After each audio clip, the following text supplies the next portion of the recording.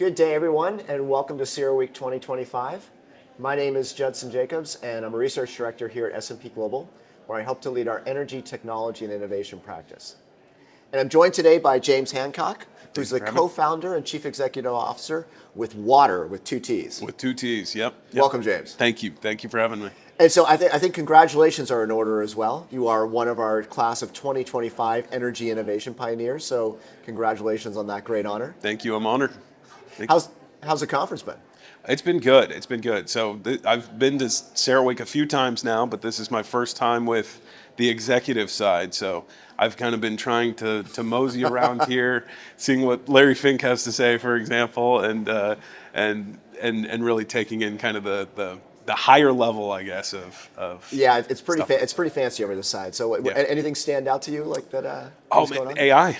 I mean, obviously our technology is kind of centered around AI, but it just, everybody is opening up to the fact that, hey, we do not have enough power or a way of generating enough power to actually fulfill our demand for AI. I mean, so AI is everywhere. But so tell us a little bit about WATTER. Yeah, no, absolutely. So what we do is we integrate AI supercomputers with hot water heating systems, right? I like to say it's the most sexy technology you can think of. It's a hot water heater, right? So what we do is we put supercomputers in line or effectively on top of residential and industrial hot water heaters. The compute generates a bunch of heat, right? And we just dissipate that heat into the tank, store it, and repurpose it for the hot water that you're going to need in your home or in your business. Right? What a crazy idea! Yeah. So, how did you come up with this idea? Like, how did you? Well, so the idea was actually originally around Bitcoin, right? So you have these ASIC miners that just get really hot. Some of them are three kilowatts or so, right? And if you literally just suspend that in a fluid, you can collect that heat and put it into a hot water heater, right? So there's a lot of other technologies in the space that primarily focus on space heating, but with a hot water heater, you have an insulated cylinder, right? So I have a very good thermal battery storage mechanism. And I also take a hot shower even when it's 105 outside, right? So I have yearly demand for that. Okay, so let me know how this works. So you will go and you will put a hot water heater into someone's house. Yes. And then that's the model. Then you'll sell that to them. Yes. So what I like to say is it's as simple as I'll knock on your door and offer you a couple $100 a month to just replace your hot water heater. Right, so we put the supercomputer in line with it's a drop-in replacement for the hot water heater you have today, right? And then what we do is we actually rent out that compute, right? Okay. So there's marketplaces, there's so much demand for AI compute in just about any form that you can deliver it in. That we're able to rent it and actually use your hot water heater to, say, train algorithms or further down the line, inference algorithms. And then there's sufficient heat being generated by the water heater to be able to do that. Yeah, so it is a lower amount of heat than what a resistive coil in a typical hot water heater would have, right? So it's about 1,000 watts as compared to 4,000 watts, right? But what we can do is because we are so smart, we have a supercomputer right there, we can actually predict loads, right? And we can store energy like it is the battery that it is to be used when the demand comes up for the hot water itself. So you'll know when me and my family are going to be taking a hot shower and who's... Well, so today our pilot deployments, yes, right? But what we were talking about earlier is...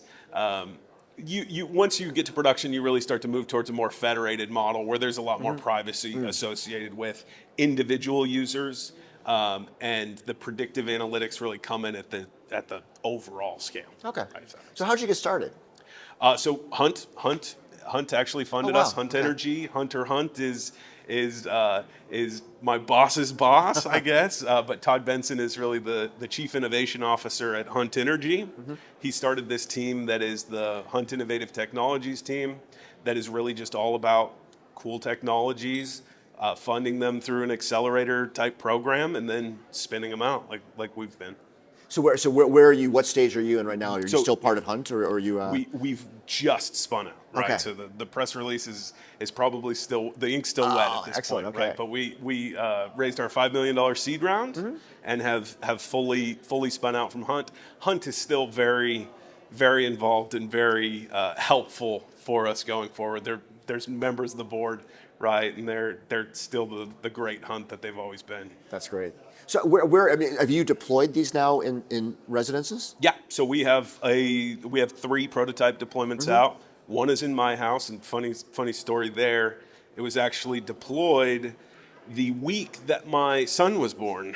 Okay. Right. So you needed hot water. It was about the highest stakes deployment you could possibly do. But there's also one in Hunter Hunt's house, which is also a fairly high stake deployment, and then Todd as well has one. But we're during our seed round, we're going to deploy 10 to 12 additional units inside of homes, and then we're going to do our first massive scale industrial unit, which will be at the Hyatt in downtown.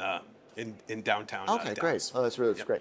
It's exciting. The Energy Innovation Pioneers program, we get a lot of different companies in. You're somewhat unique in some of the areas, but this is it's really exciting to bring in like all of these new fresh ideas from out there in the industry that are kind of bring them in. So anything else you wanted to share around kind of what the journey's been like? No, I just thank you guys for including me so much. It's really fun to see all the new stuff around here and go to Agora and even hear some of the bigwigs talking. Yeah, absolutely. Lots of great conversations. So, well, again, we're excited to welcome you back next year and see how things are progressing. Yeah, absolutely. And until then, thank you again for joining us at CERAWeek 2025.